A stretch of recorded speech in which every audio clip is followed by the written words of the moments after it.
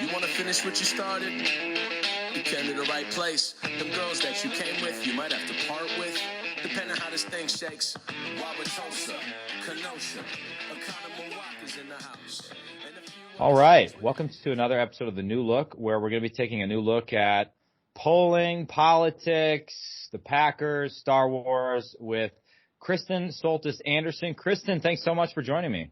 Thanks for having me. Where are you broadcasting from right now? You have a very cool background here with a lot of cool things. This is my office in my house, so I've been spending a lot of time here since COVID started. I want the record to show that the decorations are not like a setup. This is what the office looked like before the pandemic hit. BB-8 has become very popular in my Fox hits, but more people also ask why my dog is not in the segment, and I've tried very hard to avoid what was it, the BBC reporter in South Korea when like the kid walks in. I found out the hard way that my dog can open that door, but I think I've got him at bay today. So we just have BB-8. So you're not doing like book flexing to like seem smart. This was all organic. What was there before? Yep. This is just what was here before. I mean, I've got like, sometimes depending on the angle, people can see What It Takes by Richard Ben Kramer, which is like a good, political junkie show off book, I guess, but was that about the 88 campaign or like? Yes. Okay. And so there's a whole, Joe Biden features prominently in it because he was running for president in 1988. It's great. That's why it's one of the classics. Okay, we're going to plant a flag there and come back to books at the end of this. But I just need to know I see BB-8, but what's to the left of BB-8? It looks like Wally mixed with the dude from Short Circuit. What is that? So it is Wally from the Pixar movie. So he is Wally and Eve are a favorite of mine and my husband. He just could be the greatest and I'm like shooting of the 21st century, as far as I'm concerned. Yes. So on our wedding cake, we had a little Wally and Eve bride and groom because we got married in Orlando, which is where I'm from, but we didn't want to have like a Disney wedding. Like we didn't get married at Disney, but all of my relatives were like, "We got to do something." So a Wally and Eve like wedding cake topper was our nod to like, yes, okay, we're in Orlando, we're within driving distance of Disney. That's very cute. So does Wally sit at the top of your Pixar rank structure? Yes. What would round out like the top 3 or 5? Not to put you on the spot here. Wally's number 1. Original Toy Story's got to be in there. I like Up, although I find the first 5 minutes of it to be so disturbing that like, oh my gosh, I cannot. I need preparation before I can like actually dive into Up. I thought about like Blade Runner, where they give like the replicants I forget the name of the exam to determine whether they're humans or replicants. Like determining whether someone's a sociopath, all you need to do is play the first 5 minutes of Up, and if they don't cry, there's something wrong with that human being. Yeah. And I think another good test is the scene from Inside Out when Bing Bong disappears. Like, that's another one. Spoiler alert, I haven't seen Inside Out, so. Sorry. Bing Bong disappears, everybody. Who knew? Inside Out's got, so I would put Wally's in the top 5. I would replace original Toy Story with Toy Story 3, which is also tear-inducing at various points. Yeah. I think the original Incredibles is, in a word, incredible. What else? I don't know. I was examining this the other day because I've gotten off of my personal Twitter and just given it to my staff, and so I deleted all my old tweets. And I realized the first tweet I ever did in 2015 or 2016 was, it said, Creed is the greatest movie since whatever the last Pixar movie was. And I stand by that opinion. That's surely a good take. No matter what the Pixar movie was, that's surely a good take. So you alluded to this. You are a Floridian. You are from Orlando. You were born in Disney World. Is that accurate? Yes, right next to the spaceship Earth, the big ball at Epcot. So Florida is a very confusing state to me and everyone else, even though most Wisconsinites flee to Florida at the end of their lives. But it seems like 4 or 5 different states like put into one, which of those, like, where does Orlando fit in all of that? Culture.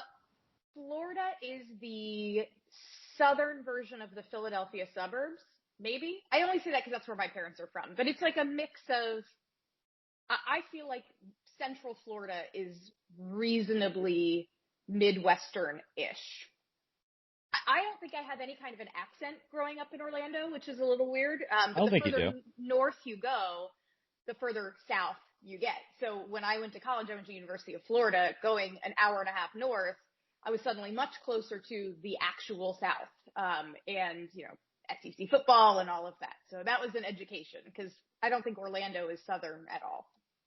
So when you were in high school in Orlando, side note, is there like a nickname for Orlando? Like, do you call it O-Town, or was that a boy band or something? There was a boy band that's a subject on which I'm very familiar. There was a boy band called O-Town that I think resulted from a reality show. And they had like a handful of singles, and then they disappeared. They do not have the staying power of an NSYNC, a Backstreet Boys, and 98 Degrees, but they were okay. So when you were in high school in O-Town, I'm Googling O-Town right now. Yep, these guys look familiar for sure.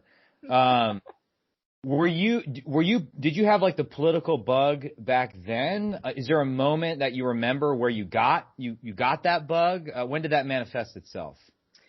I feel like I got the bug. Well, in the 9th grade was the first time I successfully ran for like a student government office. And so I got my first taste of that. But, you know, there really wasn't a whole lot of authority that you had as freshman class president. So that didn't really, you know, inspire me to want to get into politics fully. That was like, hey, let's make the homecoming float. It was the next year when you had the 2000 election, and I didn't know that much about politics, but I thought John McCain was really interesting that year. You know, I liked that he had this independent streak. And then Florida, as you may recall, played a pretty significant role in that election. Not Central Florida. That was all South Florida that couldn't figure out how to count ballots. But from that election on, I was just really interested in politics, joined the debate team, and the rest is history. Debate team. So you were a high school debater? Very much so. Wow. Like, how deep down the debate rabbit hole did you go? Because that's a weird universe. Pretty deep. Let's dig into this. I competed in an event called Student Congress, where you pretended to be members of Congress. Well, so the irony of that is the presumption that actual debates happen in Congress, but I was very disappointed when I moved to Washington and discovered that doesn't actually happen. So is that like would that be like a statewide debate competition? We competed all over the country. Oh my God. Some of the people that I am like best friends with from that time in my life are people who grew up in Philadelphia or California. You'd travel all over the country. And so to be able to afford to do all of that stuff, I got a job working at a theme park over the summers in Orlando, which is the best high school job ever. But that enabled me to like fly around and go compete against other students and pretend to be a member of Congress, proposing bills. It was fun. How are those competitions structured, and how are they scored? So here's the best part about Student Congress. So there's some types of debate where it's, you know, two people arguing over values and philosophy, and then a judge decides who is best of the two. But in Student Congress, you have a room of like 24 high schoolers, and they elect one of them to be the presiding officer. And so there are politics involved in that, you know, students trying to form alliances, like very, you know, very intense stuff, let me assure you. And then the round begins and you give 3-minute speeches, either in favor of or against various bills. And sometimes they let the students write the bills. I was really, really, really interested in the topic of drilling for oil in the Caspian Sea and like Russian energy policy. Like that, for some reason, was the thing I was super interested in like 11th grade. So those are the sorts of things you would debate. And then the judges would score each of your speeches. And then at the end, they'd say who they thought the top 6 were. And then again, the students would enter and vote. So you had to like be really friendly with everybody because you wanted people to like you. So that not only did you have to be a good speaker, but you also had to be well liked by your peers. Oh, very, very Led to interesting. many shenanigans. I learned lots of life lessons through this activity. Yeah, I feel like it'd be easy to corrupt that process. Very much so. I actually think they don't let students vote anymore. Like, I think we are now, I don't know if it's because, like, the kids these days are snowflakes or if they just realized, like, this can be very emotionally damaging, but they no longer, I think, allow students to vote in this process. You know what I'm remembering now is I actually went to one debate thing in high school. I was not on a debate team, but I think a teacher was like, yeah, go to this debate competition. And so I showed up, like, not prepared at all. And I didn't realize, like, that debate is a whole thing with, like, kids, like, band. There's, like, a whole group of kids. And there were camps? Oh, yeah. Oh, yeah. The whole thing. I got, like, and I was a good student, so, like, I thought I was going to be great. I got utterly shamed and embarrassed, and I never did any debate again.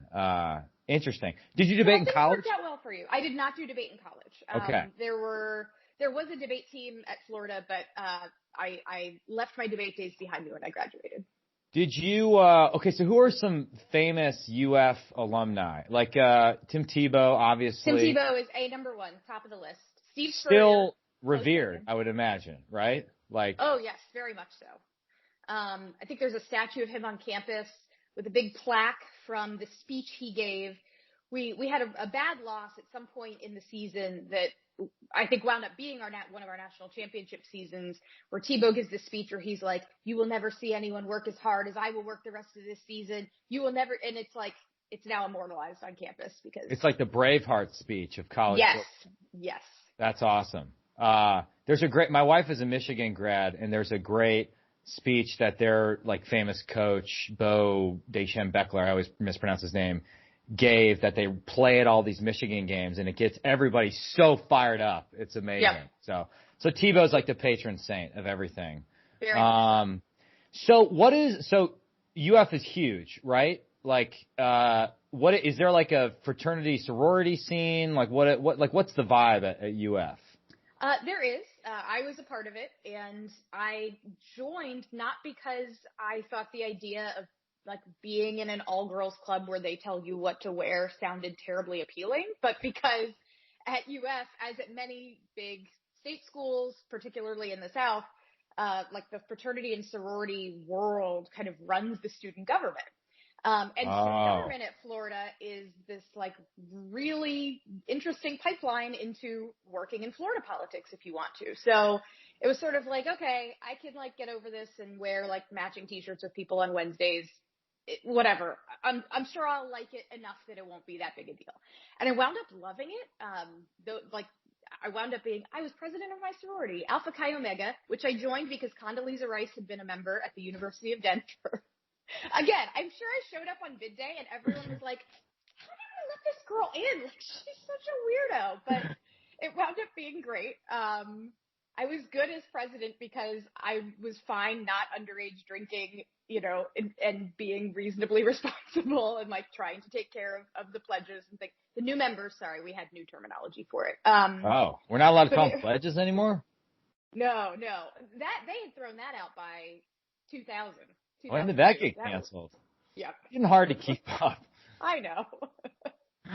Well, what's wrong with pledges? All right, we don't need to get into that. But you do have to be the first person in history to join a sorority or a fraternity, like, as a bank shot for government stuff. Well, that makes it sound really sad. Maybe I need to reframe it.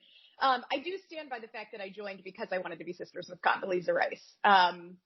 And I've only ever met her once, and I totally chickened out on doing the secret handshake. So maybe one day. I have a theory that all fraternity and sorority secret handshakes are actually the same handshake, just because there's limited things you can do. That's probably true. Okay, so were you a politics major, political science at UF? I was.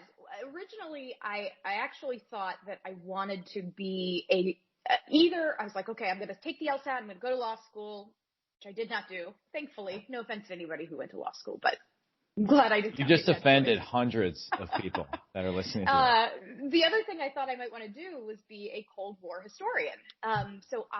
Now we're talking. When I was in high school, I'd had to write a big paper on the Cuban Missile Crisis, and I just got obsessed with it. So I took Russian for my first year and a half of college. And I was terrible at it. And ironically, everyone at the time on campus was like, why are you learning Russian? You should learn Arabic because, this was very close to 9/11 and, we were at war in Iraq and Afghanistan. So you should either be learning Arabic or Chinese. Why are you learning Russian? That will never be relevant or useful. Ironically, now it actually would probably be a really useful language to know from a national security perspective. But, so, I had thought, if I learn Russian, then I can translate documents, like this will be great. But wound up I could not get it. I just could not get the language. And wound up getting really interested in all of my American politics classes, especially the ones about quantitative methods. And that is how I wound up becoming a pollster. And did you go directly into pollstering, the technical term for it, right out of college, or did you go to Johns Hopkins right out after that, or what was the journey? So I came to DC in spring of 2005, which is a terrible time to show up and intern at one of the party committees. I interned at the NRCC, and I interned in the finance division because that's all the party committees are doing right after an election is raising money. And I learned very quickly that campaign finance was of 0% interest to me, that I did not want to be a fundraiser. Probably meant I never wanted to run for office, just wanted nothing to do with it. But I had to use a lot of spreadsheets. There were a lot of numbers, and I liked the idea of, hey, can I look at data about who raises money and then, who's on which committees and do they raise more money? And just that kind of question of, can I collect data that will help me understand something about the way politics works was really interesting. So I kind of got a nudge from someone who had been one of my supervisors in my internship who said, look, if you like communications, if you want to be a speechwriter or a press secretary or something like that, but you're good with numbers, being a pollster is the intersection of those two skill sets. It is a way for you to study things scientifically. You're not just working off of your gut, but it still lets you help figure out how to tell interesting stories, how to understand what's really going on. What are people really thinking? So I took an internship at a polling firm, and the rest was history. I still had a semester left of college to finish. So I went back to Gainesville for one final football season. I had to fulfill my credits. So I took things like golf. It was a fabulous last semester golf? For credit. Yes. Oh yes. It was amazing. I think the technical name for the class was golf for business. And I don't remember what the business component of it was. I was okay at golf. But then came back to DC to work at that same polling firm, and I wound up working there for 8 years. It was a great experience, and I could build my career within that firm and learn the trade as I went, and the rest is history. And then now you have your own polling firm, correct? You are also go ahead. Sorry. Yeah, it's called Echelon Insights, and I founded it a little over 6 years ago, and we've now got a team of almost 12 people. It's exciting stuff, and I continue to love polling. But polling's also changed a ton since I first started doing it. So kind of keeping up with all of the new changes in how the industry works has kept things interesting over these last 15 years. So I want to dig into that, and I want you to help me explain how polling works to the citizens of Northeast Wisconsin. And let me confess, my bias is very skeptical of polling, not only because of what happened in 2016, but because I actually don't know how it works in terms of landlines being called versus cell phone. Who has a landline? I don't know anyone who does. So can you just kind of break down the basics for someone who might be skeptical that polling offers an accurate snapshot of where people are? Sure. Well, and I would first start off by saying being skeptical is not a bad thing. I'm not going to tell anyone here that the polls they're seeing on the news, they should treat them as gospel and they're perfect. And how dare you question the data? I mean, the polls were not right in many places, including in Wisconsin in 2016. Pollsters theoretically were supposed to be doing some things differently, which I can get into later, by 2018, but you still had polls showing that the Senate race was going to be close in Indiana and Missouri in the midterm, and it wasn't.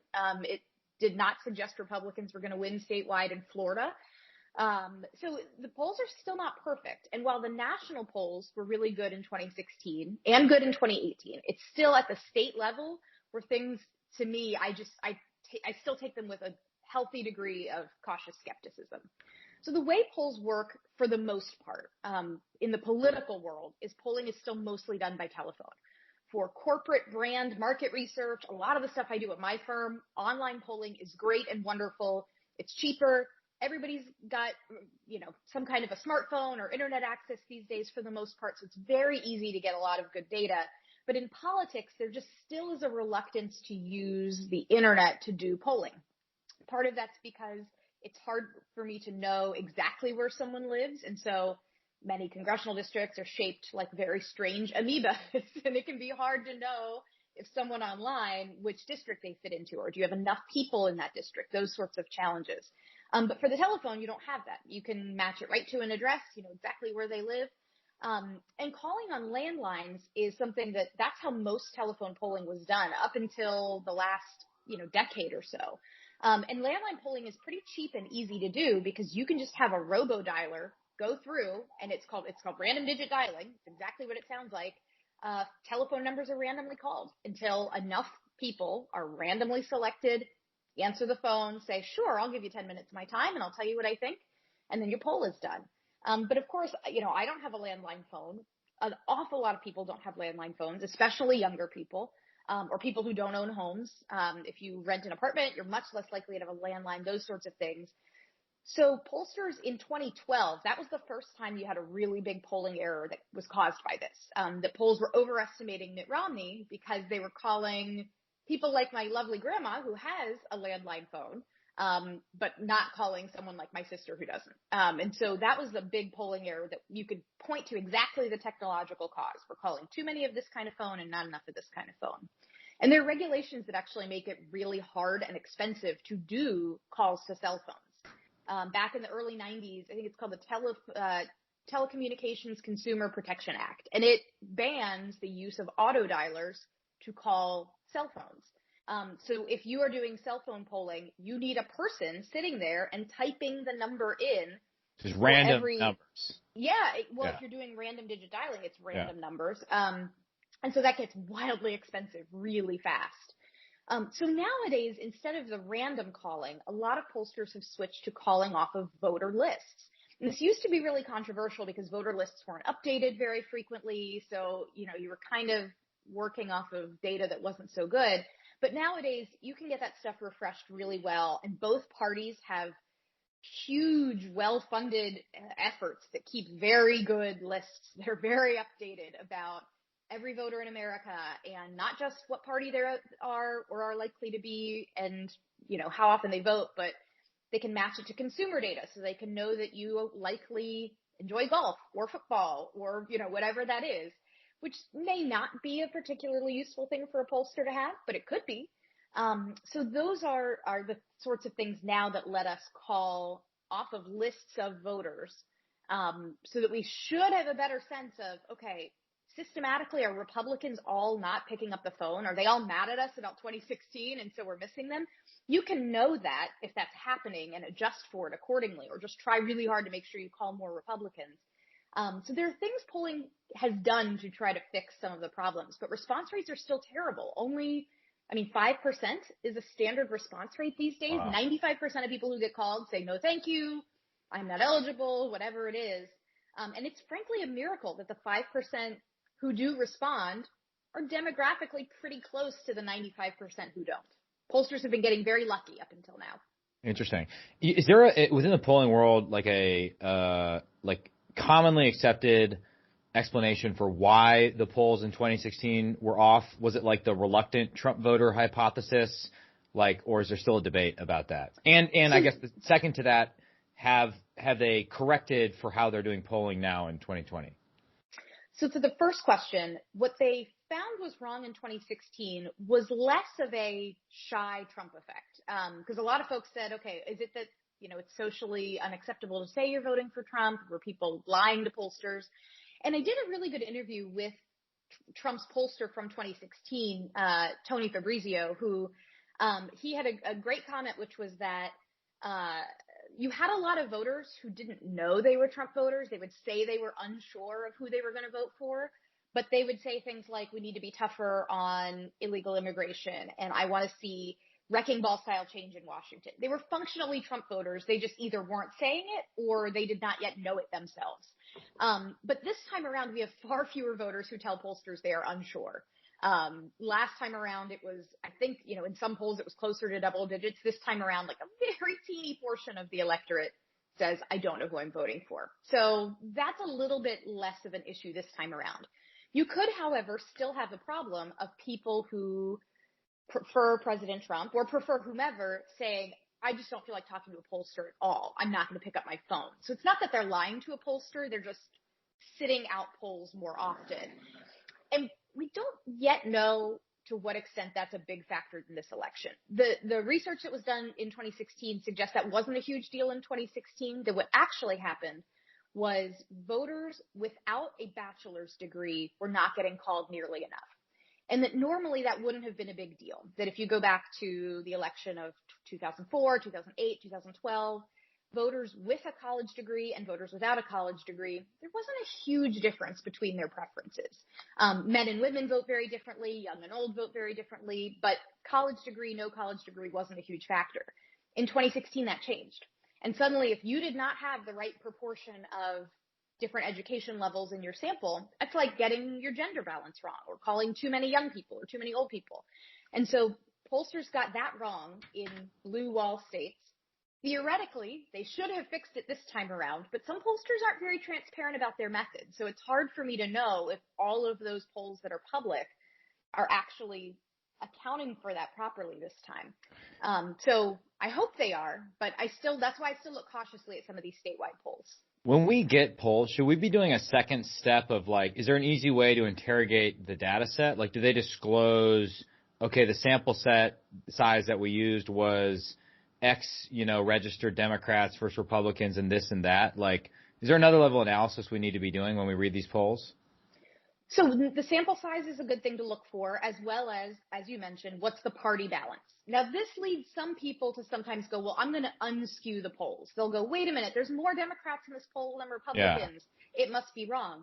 But sometimes in a state, there are more Democrats than Republicans. So just because a poll has more of one party than another doesn't necessarily mean it's wrong. Not every state is 50-50. The country is not 50-50. It changes from election to election. So that's one thing to keep in mind. You should look at it to make sure it doesn't look wildly out of whack with what, maybe the exit polls or voter registration in the state looks like if there is voter registration by party in your state. But the other thing you should do is pollsters ought to be disclosing what are they using to weight their data, because pollsters they'll survey 1,000 people, but the results they produce are not just, all right, what those 1,000 people say. Because we know we're probably getting too many old people. We're probably getting, and so on and so forth. And you want to make sure demographically things look right. So if I have just had a really hard time getting women under the age of 30 to take my poll, but I have a handful, I will do weighting at the end, and those interviews will kind of count for more in the end so that it demographically looks correct. And pollsters should be weighting on gender, race, age, region, and now education. And they should be disclosing that. And if a pollster does not disclose what they weight on, and they just say something like, weighted to be demographically representative, and they don't actually give you the details, that to me is a little shady. There's no reason why you shouldn't say specifically what you're weighting on. It's not like some super proprietary secret sauce. So that's one thing. If you really want to go to the next level of checking the polls you're reading, that's what you should look for.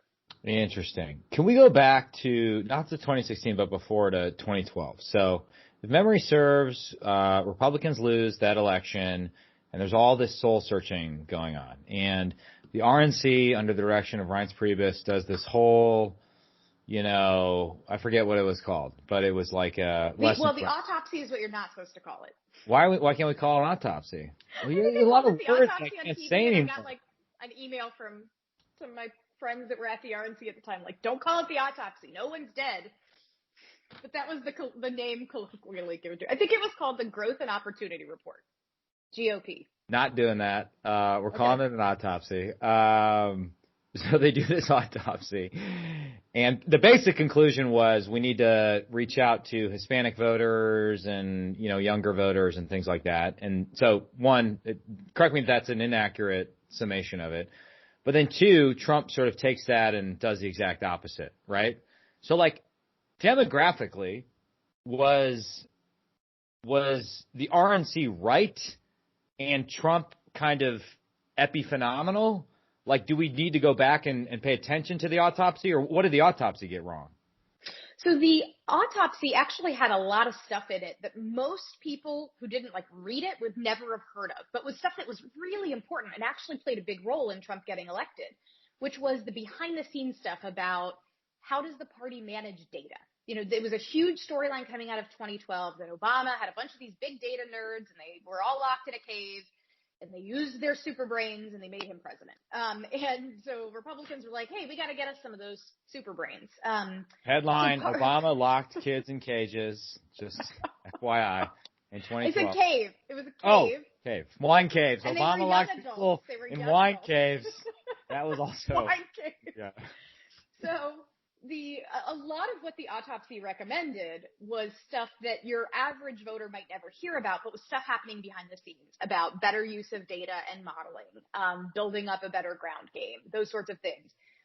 You know, the GOP created things like data trust, which is how they manage all of their, you know, voter information.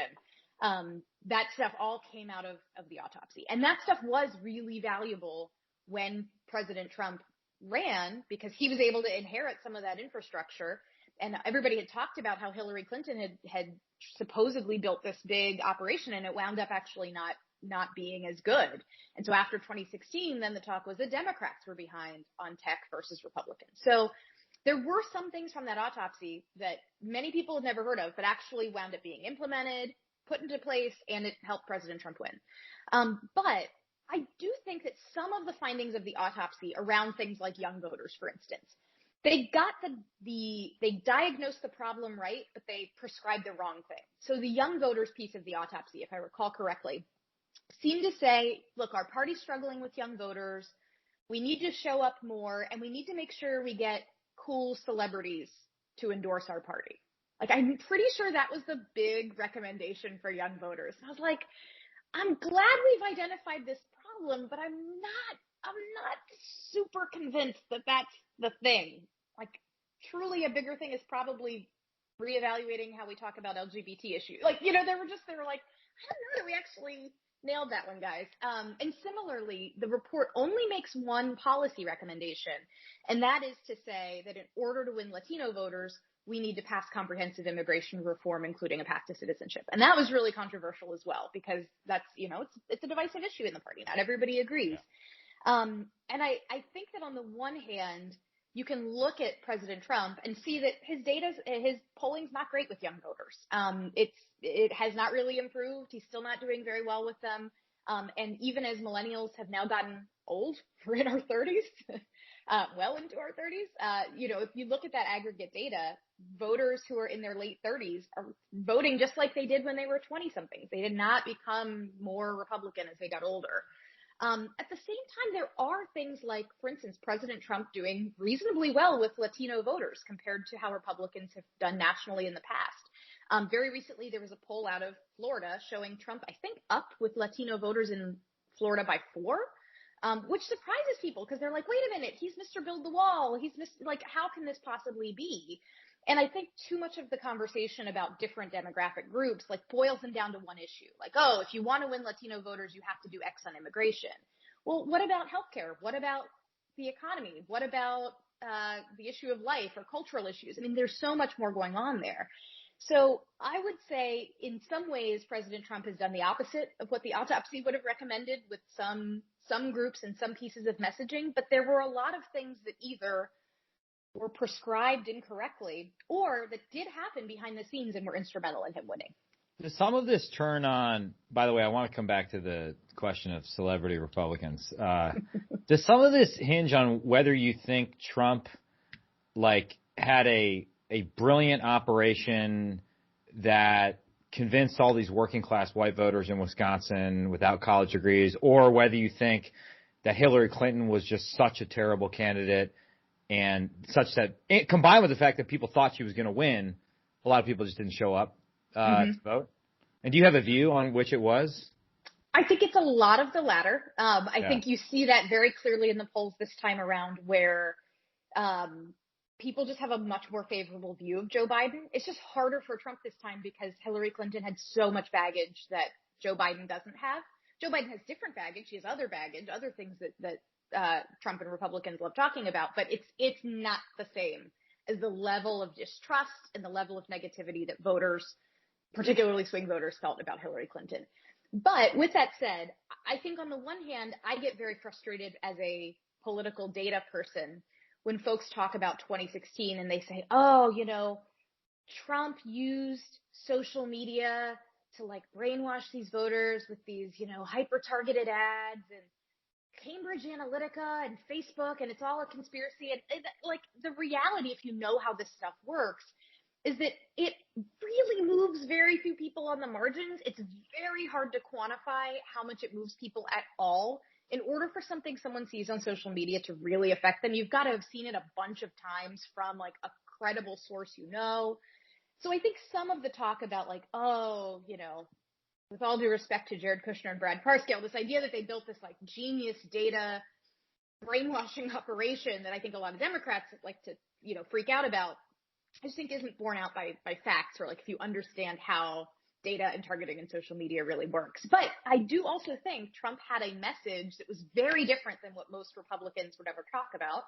I mean, frankly, taking positions on things like trade, et cetera, that most Republicans either didn't, elected Republicans either didn't agree with or were uncomfortable with, but that voters out there wanted to hear from. And so he definitely did have something different to say to a different set of voters than most Republicans had up until that point. And I wonder, my own theory is that, like, as individual policies, like, they didn't matter. Like, no one was voting for Trump because he was going to, renegotiate NAFTA or this or that. I mean, I guess maybe the wall issue would have been a motivator.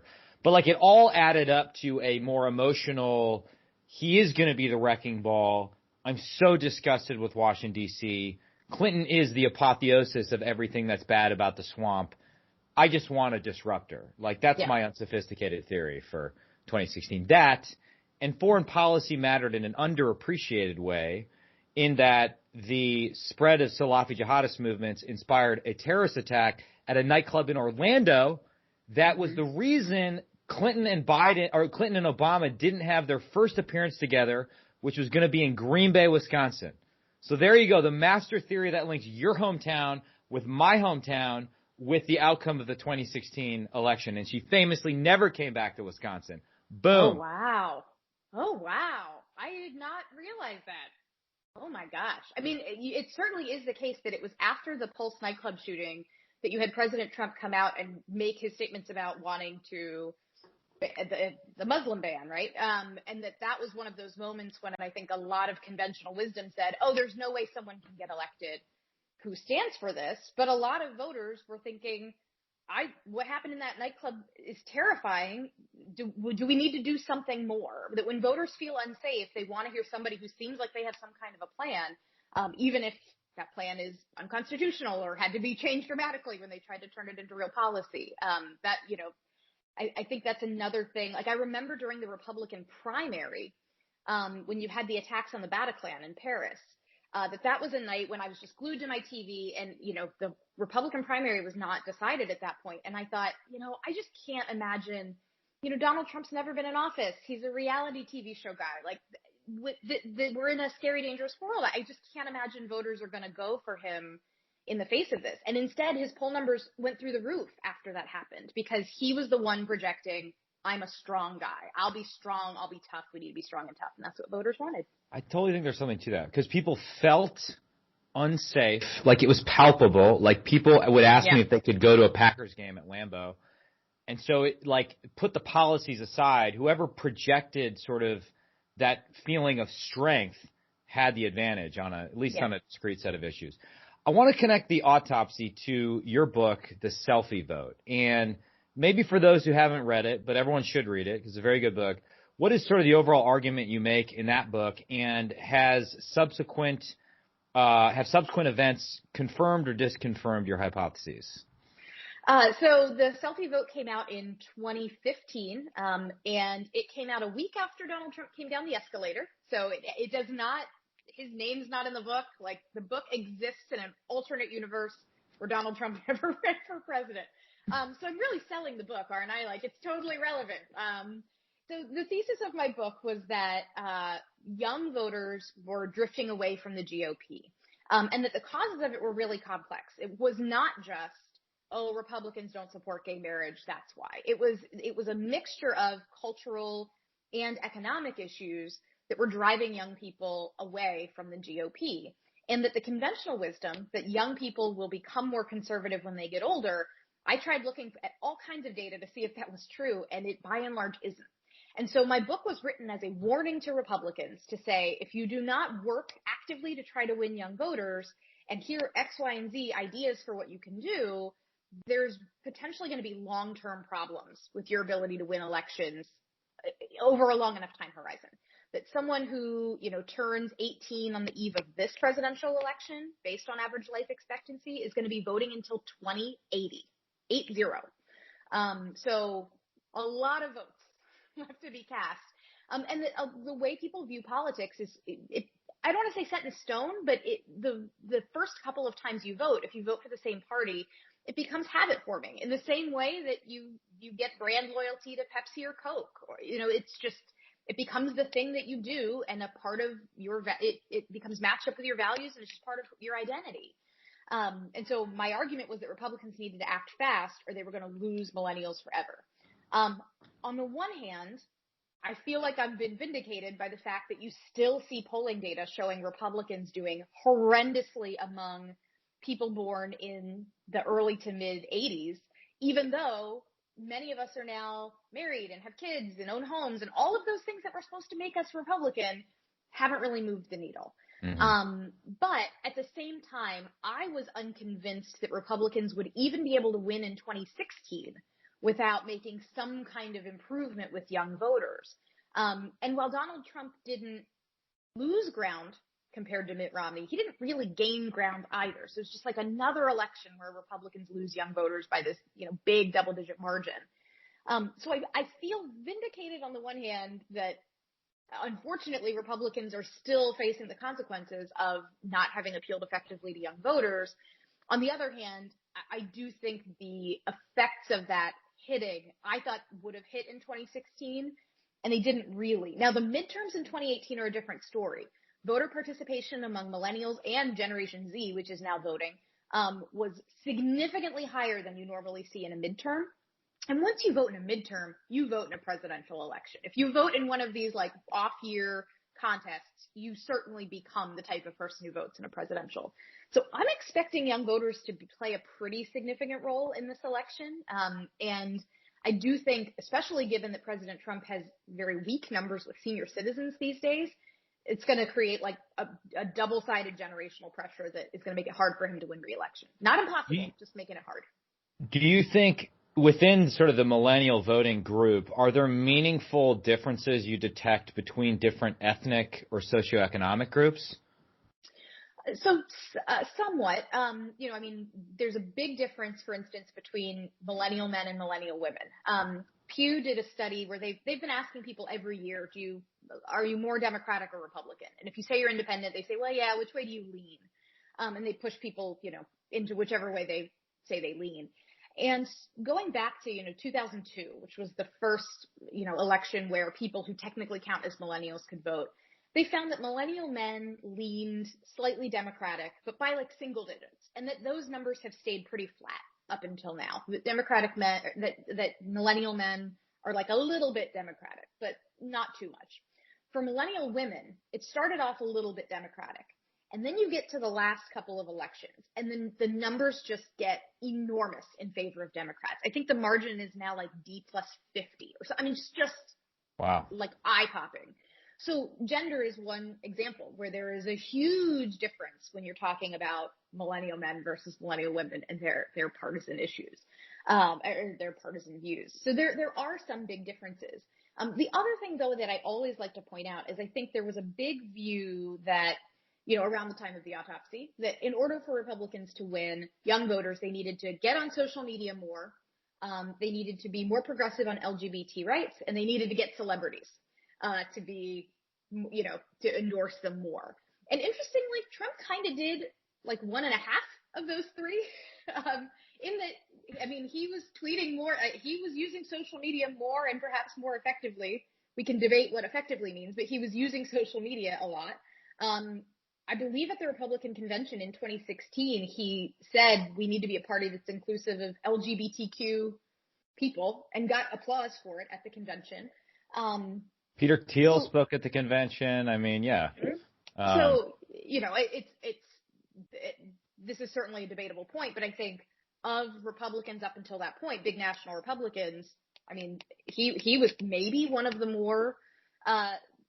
furthest along on those issues, or closest to where younger people were. So, that's a piece of it, but that's not all of it. So economic issues, for instance, are a huge thing. You have today a lot of people who are millennials and Gen Z who think they kind of might like socialism. Now, they don't know what socialism necessarily is. They don't think it means the government owns the means of production, but they think the idea of having less economic inequality makes sense. They don't understand why they work really, really, really hard at a job that they had to take out a bunch of student loans for, and they still feel like they can't get out from that debt, and yet the CEO of a company that does something wrong and bankrupts the company gets a golden parachute and $100 million. And you're not crazy for thinking that's unfair and wanting to see some kind of remedy. So I think, we have to remember too that the financial crisis of 2007, 2008 also casts a really big shadow over how millennials view things. And COVID-19 is going to be that for millennials and for Gen Z, having like massively disrupted their economic prospects at a critical point in their careers. So if I, as a Republican officeholder, were to accept your argument, and I think I do, as I've told you before, what would be the advice you'd have for a GOP that was interested in not like ceding the millennial territory to the other side, that recognizes we have a problem here? Is it more tone and how you engage, or is it the substance of the policy? It's probably a bit of both, but okay, on the policy, which policies actually do you think matter and move the needle for millennials? So I think in terms of policies, one, we have to get better at talking about why markets are a good thing. If you are somebody whose first encounter with the economy happened during the financial crisis, the big message coming out of that was like, look, this is what capitalism does. This is capitalism run amok. We need all kinds of financial regulation in order to prevent something like this from happening again. And there was no one ever standing up and saying like, well, actually a big piece of this was because government was like manipulating markets and creating bad incentives and leading people to make bad decisions, leading investors to, leading to malfeasance and all sorts of things. No one ever really made that argument effectively. And so I think you wound up with a lot of young people who just said, capitalism equals bad. So I think winning, or at least trying to have a conversation about why markets are good, why have markets lifted 1 billion people out of poverty around the globe? Why is entrepreneurship so important? An example I give in the Selfie Vote is I remember during the 2012 campaign, Obama being interviewed on MTV, and he was asked, hey, Mr. President, lots of young people want to be entrepreneurs. What have you done to make it easier for them to start a business? And his answer was great. He took credit for a bill that had been passed out of Congress with mostly Republican support, the Jobs Act of, I think it was from 2011 or 2012, which had made things like Kickstarter possible. Previously, there had been regulation that made it illegal for small investors to raise, to invest in things online. So a Republican bill repealing bad financial regulation gets signed by President Obama. He's allowed to take credit for that as well. But why wasn't every Republican out there talking to young people about like, hey, we gave you Kickstarter, you're welcome. We got government out of the way to make that possible. There are things that I think Republicans do that ought to be easy slam dunks, but we just don't think about young people as being an important constituency. And so the effort, so we don't even show up half the time. And that's a big problem.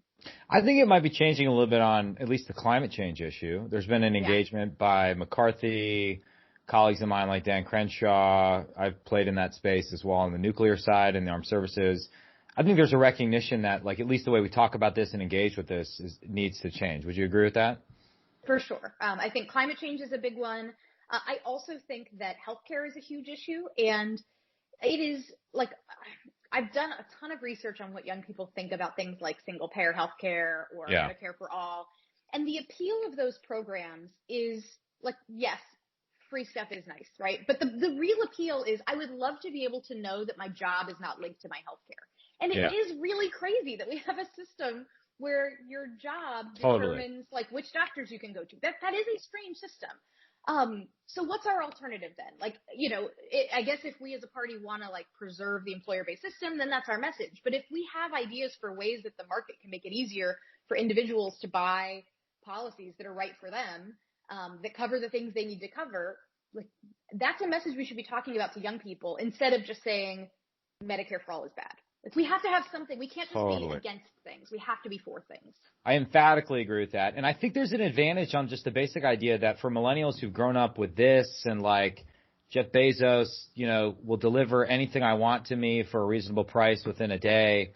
The minute you get your first major healthcare bill, like my wife just had a child, like good luck trying to decipher that or understand the weird economic interaction you just had with 1,000 people you just never met. Like these two things do not add up. And it's because of government's involvement that the system is so maddeningly complex and it disadvantages the little guys. So I don't know. We go down that whole rabbit hole, but we have 10 minutes left and I want to talk about more fun stuff. And I want to start with this idea that Republicans don't have celebrities.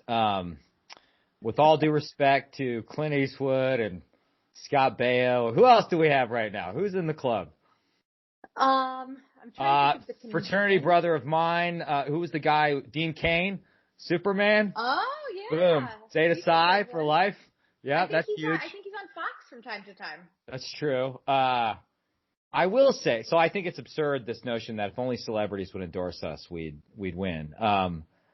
But every time we have like a presidential inauguration or an RNC, I mean, I take a backseat to no one in my love of Lee Greenwood. I'm proud to be an American, but why can't we get like John Legend or somebody cool or like Alabama Shakes? Can I tell you one of my favorite strange political convention stories is in 2012 at the Republican convention in Tampa. Rock the Vote was having parties and they were having them at both conventions because they were bipartisan, you know, so they had to like get some celebrity to play this Rock the Vote thing at both conventions. And they got Steve Aoki. So Steve Aoki at this nightclub in Ybor City in Tampa in like the middle of the afternoon on a Wednesday, right, during the Republican convention, is playing a set. And the club winds up being split into two halves where like the downstairs is where all of like the Tampa teenagers with fake IDs have snuck their way in and are wearing like clothes that their parents definitely did not see them leave the house in that outfit, you know. And then the upstairs is like dudes in bow ties. Like the contrast is enormous. And you can tell that like none of these Republican folks that were at this thing like knew who Steve Aoki was. They're just like, oh, Rock the Vote party, this will be fun. And like at the end of Steve Aoki's set, one thing he always does is like throw a sheet cake on the audience. So like just watching these dudes in like navy blazers like process what they were seeing was just one of my top 10 all-time people watching experiences. I love that. I love that. Well, maybe we start small with O-Town and we can like bring them back together and then we can build off that. And eventually you do enough work and all of a sudden Gary Clark Jr. is headlining the Trump, you know, second term inauguration. Dare to dream. We can build on that. Okay. So sports allegiances. Obviously, I would imagine your primary passion is for University of Florida athletics, correct? Yes, and college football. So. Is that like the Wally on the rank structure of sports? Yes. And then NFL is Dolphins.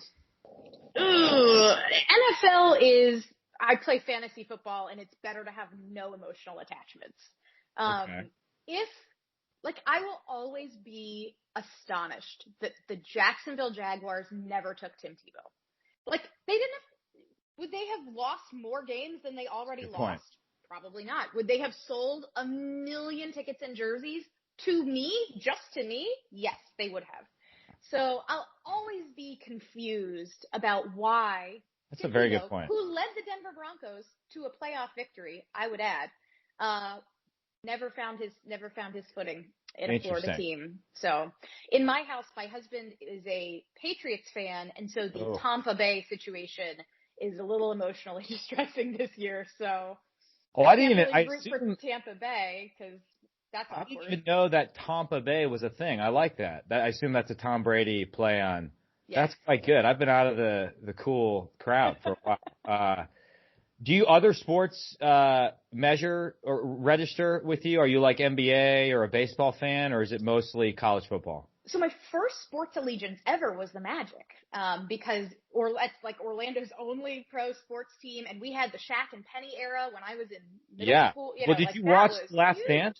Oh yes, I did. Well, I forgot how good that Orlando team was until I watched The Last Dance. Oh, by the way, just so you know, that's Shaquille O'Neal's autobiography right there on my shelf. Shaq Attack with a Q. I had a Shaquille O'Neal Orlando Magic bedspread. I mean, that was – and Horace Grant, you forget, when Shaquille first was on the team, was kind of like the alpha dog on that team for a while. Oh, okay. But I would imagine the Magic are no longer – yeah. Yeah, I mean, they're okay. I think they were in the first round of the playoffs and were dispatched handily this year from the bubble. And so, the NBA I've kind of fallen off on watching that. My football is my primary focus. And I assume, well, then you got to be in favor of all college football teams playing. I mean, the SEC is doing it. The Big Ten is shamefully not. Do you have a view on this coronavirus? I do. I mean, I'm glad that there will be Gator football here in a couple of weeks. But I do get freaked out. There was an article I just read by Derek Thompson at The Atlantic about the long-term health effects that young people face from COVID. That like we are dramatically less likely than our grandparents to die if we get it. But that there are these weird long-term symptoms that they're only just beginning to find that affect young people an awful lot.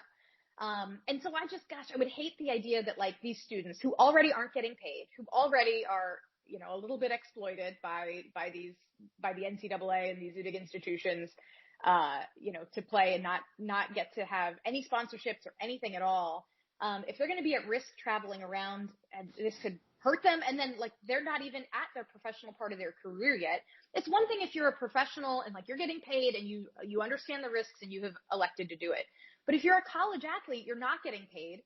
If you don't do it, and this was the thing you were planning to do with your career, that's a huge deal. So my heart goes out to these kids. Like I will love watching it on my TV, but I don't begrudge anyone who says like, I'm just too worried about what the health risks are for this season and I want to sit it out. So when it comes to reading books, do you read fiction in general, and do you read science fiction in particular? I actually have not read a science fiction book in quite some time. My husband's been trying to push me to read this book called Station 11, which he was reading very inconveniently at the start of the pandemic and is all about a pandemic that wipes out most of humanity, but is apparently very good. I haven't read it yet. I would say my tastes range from reading books I don't read politics books. Like I apologize to all of my friends who come out with books because I'm like, I'll buy it. But I can't guarantee I'm going to read all of it. So I'm very candid about that. But I like reading books that are adjacent. Like I finally read Just Mercy by Bryan Stevenson this summer during all of the Black Lives Matter protests. And it's a really moving story about his work on the criminal justice space in Alabama. And I'm kind of a slow reader, and I read that book in a day. It's phenomenal. But then I also I love the genre, like young female celebrity writes, sarcastic tell-all book. Like every time Mindy Kaling puts out a book, I'm like, great. Take 3 hours of my life. Here we go. Let's do it. So interesting. Range. It's not all highbrow. Well, on that range of lowbrow, let's get into what have been your Netflix or Amazon Prime guilty pleasures to watch during the shutdown? So I got into Better Call Saul. And did you watch Breaking Bad? My wife forced me to watch it, and I did consume it. That makes me sound like you didn't like it. I liked it, but okay. I think there was so much Breaking Bad hype that it didn't measure up to I mean, everyone's like, oh my God, Breaking Bad's the greatest show of all time. It's good. I don't think it's that. And Walter does a lot of things. And I'm not saying like even in the context of his character, don't make sense. So whatever. This is going to be too long of a conversation. That's okay. Well, the Better Call Saul is the spinoff that's based on his criminal defense lawyer. And it's about how he goes from being, kind of a prankstery, not so great lawyer to becoming the biggest, sleaziest trial lawyer in Albuquerque. And it is, I think the first season was a little slow. Like, I watched it when it came out years ago, and I never got back in the show. And then I heard all the buzz around season 5 was like, this show is better than Breaking Bad. It is going to win Emmys. And I was like, all right, well, I guess I should. And it is absolutely some of the best television I've ever seen. So Better Call Saul, press through that first season, and I think it fixes things that Breaking Bad didn't do well. It's I think more effectively paced. The characters make more sense. I love it. Okay, fair enough. Did you watch Tiger King? I did watch. Well, actually, I think I did not watch like the last 2 episodes. It just kind of became too much. Like, the exponential escalation of that series, where you start off and you're like, these people are kind of weird, and then the second one you're like, they're really weird, and then you're like, she killed her husband. Yeah. Like, the curve just really keeps going. I was very sad about the alligators that got burned. The alligator habitat that burned down. That was particularly distressing to me. So I didn't finish it, but I did watch enough of it to feel culturally literate. That's good. That's good. Okay. So final question here.